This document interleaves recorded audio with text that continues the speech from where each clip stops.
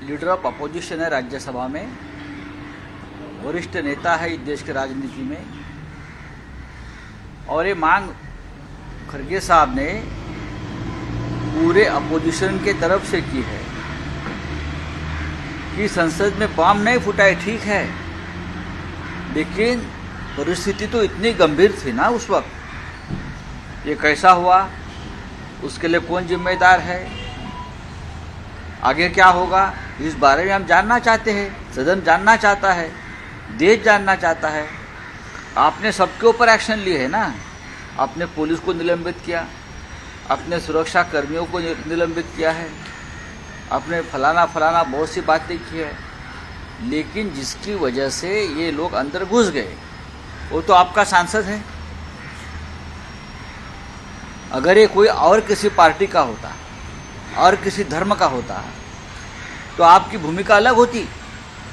अब तक भारत पाकिस्तान शुरू हुआ होता, हिंदू मुसलमान शुरू किया होता। तो ये बात है कि आप आइए सदन में और बताइए देश को क्या स्थिति है, क्या हो गया है, कैसे हुआ, कौन जिम्मेदार है। हाँ सर, राहुल गांधी ने इसी चीज को लेकर उन्होंने कहा है कि मुख्य मुद्दा जो है वो है बेरोजगारी। राहुल गांधी जी ने कोई गलत नहीं कहा, ये हमने भी कहा था।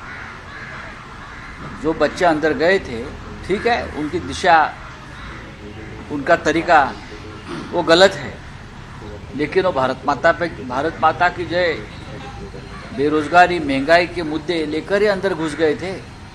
अगर कोई हमारी बात सुनती नहीं है तो हमारे बेरोजगार युवा इस अराजकता का ऊपर उतर जाते हैं। जिम्मेदार सरकार है।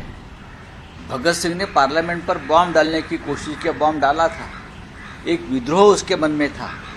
हम समर्थन नहीं कर रहे, लेकिन इस देश में बेरोजगारी एक बड़ा मुद्दा है।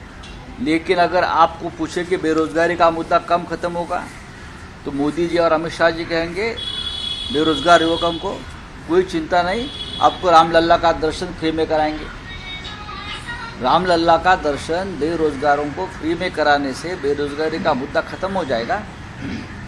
तो ये जो चल रहा है सब नाटक, तो युवाओं के मन में एक विद्रोह की भावना है, और इस प्रकार की अगर घटनाएं होती है तो पूरी तरह से जिम्मेदार सरकार है। शरद पवार कह रहे हैं सर, जिस तरीके से हीरा का जो कारोबार है सूरत चला गया, उसको प्रधानमंत्री उद्घाटन करेंगे, लेकिन यहाँ से रोजगार छीन गया जो स्थानीय। पूरे मुंबई और महाराष्ट्र से रोजगार छीनकर एक राज्य में जा रहा है। पूरे देश से, सिर्फ मैं महाराष्ट्र की बात नहीं कर रहा हूँ, पूरे देश का रोजगार छीनकर सिर्फ एक राज्य में जा रहा है।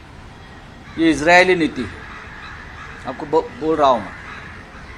पूरे देश का रोजगार छीनकर एक राज्य में जा रहा है, ये गलत है। मुंबई से, कलकत्ता से, बिहार से सभी ठेके एक राज्य के ठेकेदारों को दिए जा रहे हैं। सभी आर्थिक जो गणित है वो एक राज्यों के तरफ जाने का मार्ग हमको दिख रहा है। तो क्या इस देश में और लोग नहीं हैं, और राज्य नहीं है, और कोई नहीं है, सिर्फ एक ही राज्य है?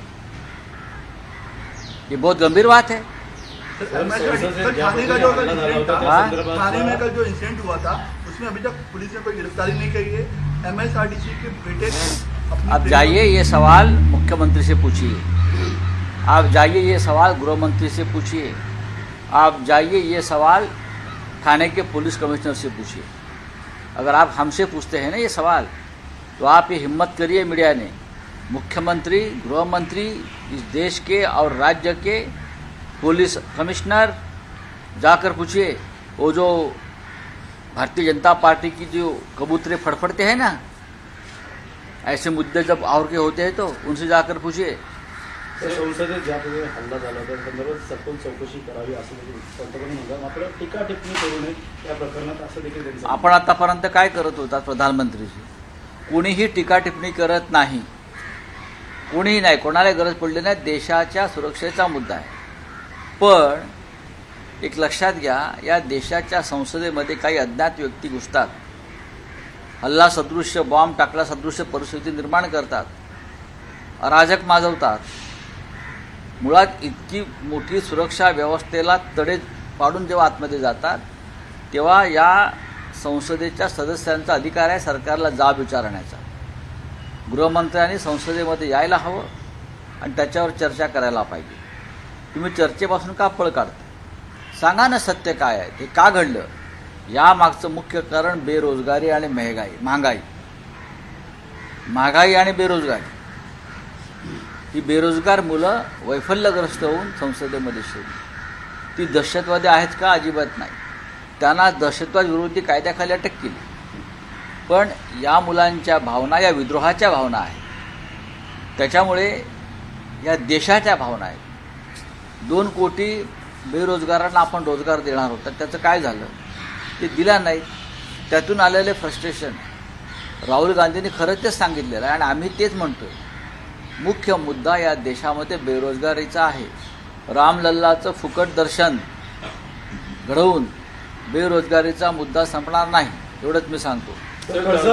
कर्जबाजारीमुळे शेतकऱ्यांची आत्महत्या होते असं मोहन भागवत म्हणतात. केसदायक आहे. सरकारवर एक प्रकारे मग कर्जबाजारी शेतकरी का होते याच्यावर त्यांनी तोडगा द्यावा. भागवत साहेबांनी, सरसंघचालकांनी त्यांच्या सरकारला हा तोडगा द्यावा. हा कशा करता या आत्महत्या का होत्या? उद्या धारावीत आत्महत्या होतील अशी परिस्थिती आहे. काल धारावीमध्ये जो मोर्चा निघाला, हा त्याची चेष्टा या राज्याचे मुख्यमंत्री करतात, उपमुख्यमंत्री करतात. तुम्ही कोणाची दलाली करताय? उद्योगपतीची, भांडवलदाराची? काय म्हणताय ते माणसं बाहेरून आली होती का? होय, प्रधानमंत्री मोदींनी जी चंद्रावरती यान उतरवलेलं आहे ना, त्याच्यामुळे तिकडे ट्रॅफिक सुरू झालं आहे आणि ती सगळी माणसं चंद्रावरून आली होती. पण प्रश्न मुंबईचा होता ना, प्रश्न धारावीचा होता ना. माणसं चंद्रावरून येऊ द्या का मंगळावरून येऊ द्या, माणसं बाहेरून येऊ द्या. या मुख्यमंत्र्यांना काय कळतं का कोणाची दलाली करतायत ते?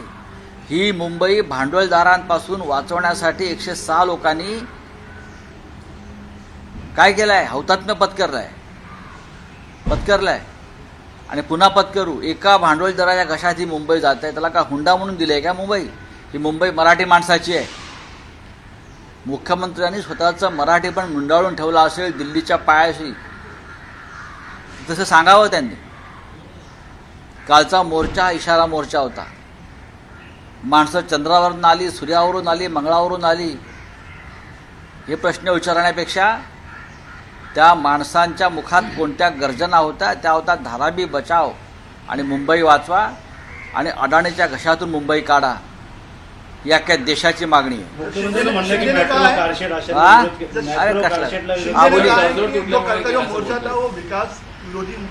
शिवसेना ने कभी भी विकास विरोधी भूमिका नहीं ली, इसलिए ये 50-60 साल से इस मुंबई में औद्योगिक विकास हो गया ना शिवसेना के होते हुए. शिवसेना के ट्रेड यूनियंस हर जगह पे है. हमने कभी हड़ताल या स्ट्राइक नहीं किया है क्योंकि विकास की गति रुकती है.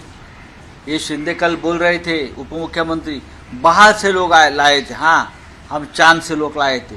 मोदी जी ने ऊपर चांद पर एक छोड़ा है ना आपका यान, तो अब एक ट्रैफिक खुल गया है, तो वहाँ से लोग आए. लेकिन मुद्दा मुंबई का था ना, धारावी का था. आप किसकी दलाली कर रहे हो? एक उद्योगपति की, एक भांडवलदार की? हाँ, गाडीच्या ओपन फोरम मध्ये काल नितेश राणे होते आणि नितेश राणे उस बारे में अभी उस बारे में मैं अलग पूछ रही हूँ. राहुल गांधी ने ये भी कहा है कि हमें ये भी देखना होगा कि वो जो लड़के थे या फिर एक जो लड़की बेरोजगार थे, हाँ, बेरोजगारी की उस बारे में मैंने बात किया. बेरोजगारी बड़ा मुद्दा है इस देश में. एक फ्रस्ट्रेशन है युवाओं में फ्रस्ट्रेशन है. पकौड़े नहीं तल सकते, पकौड़े तलने के लिए भी जगह चाहिए ना, वो आप दीजिए ना. फिर सर इस कॉन्स्पिरेसी के पीछे क्या है वो देखना कोई नहीं है कॉन्स्पिरेसी. बेरोजगार लोग हैं, युवा बेरोजगार है, महंगाई से त्रस्त है, किसान आत्महत्या कर रहा है, उसका फ्रस्ट्रेशन युवाओं में मुझे दिख रहा है. सर पुढारीच्या ओपन फोरम कार्यक्रमामध्ये काल नितेश राणे होते तेव्हा त्यांनी असं सांगितलेलं आहे सिग्निफाई कर रही थी जो पार्लियामेंट पे अटैक हो रहा था, वो डेट पे एग्जैक्टली ऐसी चीज होना कैसे देखते हैं? जमात उसे जिम्मेदार सरकार है. अमेरिका से कोई धमकी देता है 13 तारीख को मैं कुछ करूंगा इस देश में. दिल्ली पुलिस क्या कर रही थी? इंटेलिजेंस क्या कर रहा था, रॉ क्या कर रहा था, जिम्मेदार कौन है, हम है क्या? बार बार धमकियां मिल रही थी ना आपको।